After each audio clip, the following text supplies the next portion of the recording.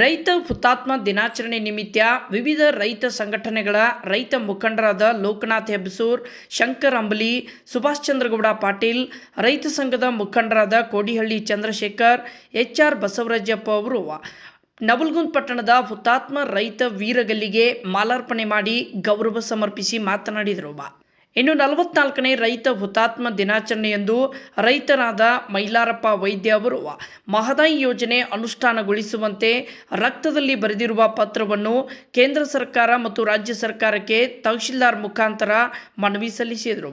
ಕುಡಿಯುವ ನೀರಿನ ಯೋಜನೆ ಇದಾಗಿದ್ದು ಇದರಲ್ಲಿ ರಾಜಕೀಯ ಮಾಡಬೇಡಿ ಎಂದು ಪತ್ರದಲ್ಲಿ ಆ ರೈತ ತಿಳಿಸಿದ್ದಾರೆ.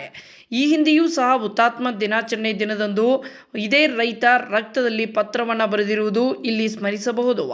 44ನೇ ರೈತ ಹುತಾತ್ಮ ದಿನಾಚರಣೆಯಂದು ಬೆಳಗ್ಗೆಯಿಂದ ವಿವಿಧ ಕನ್ನಡಪರ ಸಂಘಟನೆಗಳು, ವಿವಿಧ ರಾಜಕೀಯ ಪಕ್ಷಗಳು, ರೈತ ಸಂಘಟನೆಗಳ ಮುಖಂಡರು ಹುತಾತ್ಮ ರೈತ ಬಸಪ್ಪ ಲಕ್ಕುಂಡಿಯವರ ವೀರಗಲ್ಲಿಗೆ ಮಾಲಾರ್ಪಣೆ ಮಾಡಿ ಶ್ರದ್ಧಾಂಜಲಿಯನ್ನು ಸಲ್ಲಿಸಿದರು.